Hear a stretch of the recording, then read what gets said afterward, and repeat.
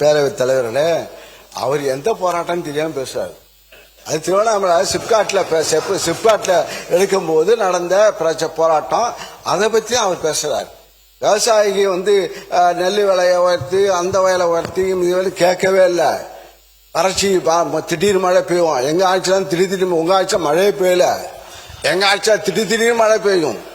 திடீர் மழை பெய்ஞ்சு திடீர் விவசாயம் எல்லாம் பாதிக்கப்பட்டு உடனே முதலமைச்சர் அன்றைய முதலமைச்சர் அங்கே போய் பார்த்து நாங்க ஓடி போய் மழை பெஞ்சா நாங்க போய் ரோட்ல நானும் சக்கரை பண்ணி நிக்கணும். ஆக போய் எங்க தஞ்சை டெல்டா போய் தான் நிற்போம். ஆக இருந்து இப்ப மக்கள் விவசாயிகள் போராட்டத்தில் உட்காரல.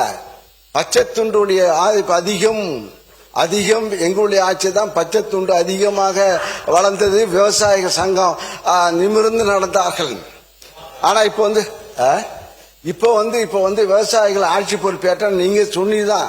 ஏன்னா முதலமைச்சர் சொன்னார்ல, நாங்க ஆட்சிக்கு வந்தால் நான் விவசாய விட்டு பிள்ளையாக பிறப்பேன்னு சொன்னார்ல, அது மக்கள் மனசுல இருந்து அதான் மாற்றத்தை ஏற்பட்டு சரி இவங்க தான் கொடுத்தாங்க, எடப்பாடி தான் கொடுத்தாரு, இந்த ஆட்சி இந்த ஆட்சி ஒரு புது ஆட்சி வந்தா எதா அள்ளி கொடுப்பாங்கன்னு பார்த்தா இப்ப கிள்ளி கொடுத்துருக்காரு நெல்.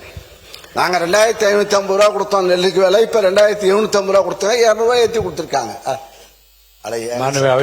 இப்ப நாங்களும் கடந்த இதே இடத்துல உட்காந்து சொன்னேன், நாங்க கரும்பு விலை அறிவித்து விட்டு அடுத்த பட்ஜெட்ல நாங்க கரும்புக்கு டன்னுக்கு 4000 ரூபாய் கொடுப்போம் என்று இதே இடத்துல அமர்ந்துதான் நான் சொன்னேன். இடைக்கால பட்ஜெட் தயாரிக்கும் போது அவர் செங்கோட்டை அப்ப இல்ல நிக்கிறேன், அப்ப ரிசைன்மெண்ட் எம்எல்ஏ நிக்கிறேன், அப்ப ரிசைன்மெண்ட் அப்ப இல்ல 4000 ரூபாய் கொடுப்போம்னு சொல்லி அந்த இடத்துல உட்காந்து அறிவிச்சேன். நாங்க அதே போல நெல் விலையை நாங்க 2550 ரூபாய் கொடுத்தோம். 3500 ரூபாய் இப்ப கரும்பு விலையை உயர்த்தி கொடுத்தோம். நீங்க என்ன சொன்னீங்க? 4500 ரூபாய் சொன்னீங்க. கரும்பு விலையை நாங்க ஆட்சிக்கு வந்தா 4500 ரூபாய் கொடுப்போம் சொன்னீங்க. நெல் விலையை 3500 ரூபாய் கொடுப்பேன்னு சொல்றீங்க. அதான் சொன்னேன், இப்ப கிள்ளி கொடுப்பேன்னு சொல்லி 3 மாசத்துல கொடுத்தீங்க. போக கொடுப்பீங்க நம்பிக்கை இருக்கா தெரியல. ஏன்னா இப்ப நீ சொல்லிட்டா, முதலமைச்சர் சொல்லிட்டா நிதிநிலை